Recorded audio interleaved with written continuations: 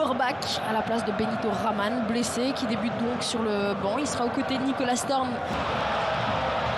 on est déjà reparti côté malinois avec Patrick Fluck. Fluck pour le centre. Attention à Nicolas Storm et ça finit au fond. Le but de Nicolas Storm après seulement 10 minutes de jeu. La voilà l'ouverture du score malinoise. Pour Storm. Storm, la petite pigenette. Et encore José Marsan. On a plein les bottes du côté d'Ender. Et voilà le but du break. Moins d'un quart d'heure de jeu. Et c'est au tour de Lion Loberbach de mettre son petit but.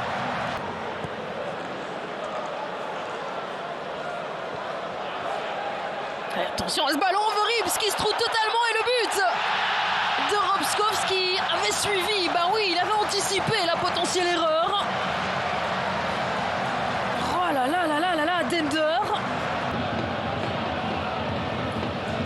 Parce qu'il y en a des choses à dire. Patrick Fluck pour donner ce corner qui va finir au fond. Ben oui, Ahmed Touba qui était visiblement en position de hors-jeu, mais lui n'y croit pas.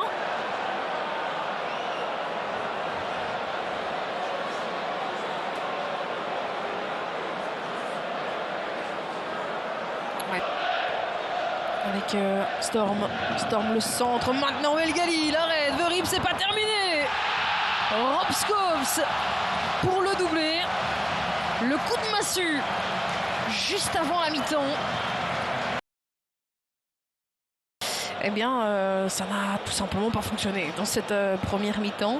Mais il est bien remonté sur le terrain, donc c'est pas lui qui a cédé sa place.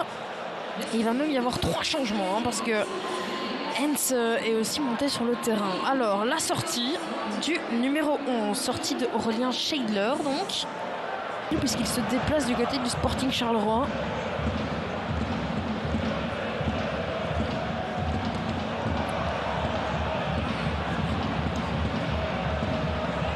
Et d'ailleurs, il va aller les voir, les images. Tubize qui a fait appel à lui. Et ce qui est fou, c'est que d'habitude, on a souvent les joueurs qui réclament quelque chose. Ici, pour le coup, personne qui n'a rien dit, personne n'a bronché. Mais visiblement, du côté de Tubize, on considère qu'il faut peut-être aller revoir une phase. Et c'est celle-ci. Et là, vous voyez les images que Wesley de Kremer voit. Et pour rappel, concernant la procédure, eh bien, il demande à Tubize de voir différents angles de vue. C'est lui qui les demande. Et c'est ici, c'est Nsemba qui vient se protéger le visage. Alors, il n'a absolument pas les bras longs du corps. Mais d'un autre côté, il ne vient pas non plus agrandir la surface de son corps. Le souci, c'est que ça vient vraiment le frapper avant même de frapper le joueur malinois. Et donc on ne peut pas considérer que c'est le rebond qui le surprend.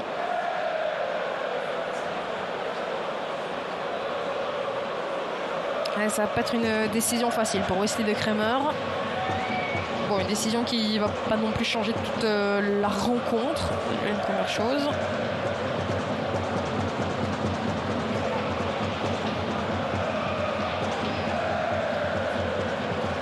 Ce qui est fou, c'est que sur cette phase, il n'y a absolument personne qui a bronché.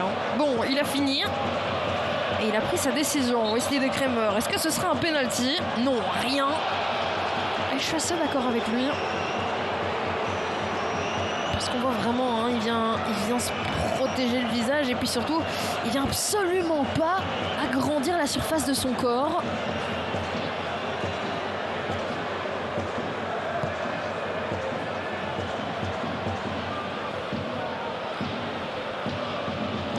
Personne n'a bronché côté malinois. Bon, vous allez me dire, le scénario facilite les choses aussi. Mais j'ai l'impression qu'on était peut-être d'accord.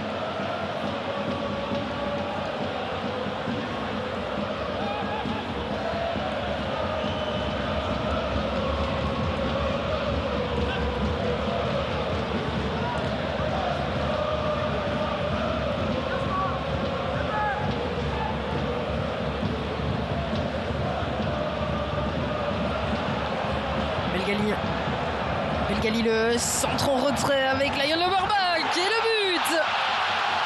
Le doublé pour Lion Loberbach qui, comme un lion, jamais dans cette rencontre.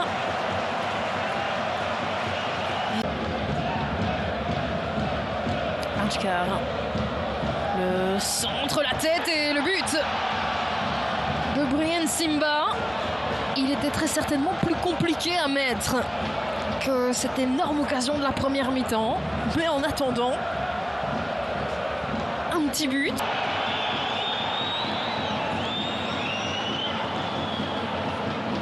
La tentative, le but.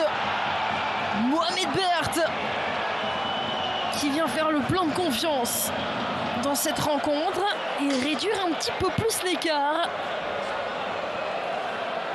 Qui fait un petit peu grogner coach Van der Biest. Et le coup de sifflet final de cette rencontre, c'est terminé entre Malines et Dender. Malines s'impose.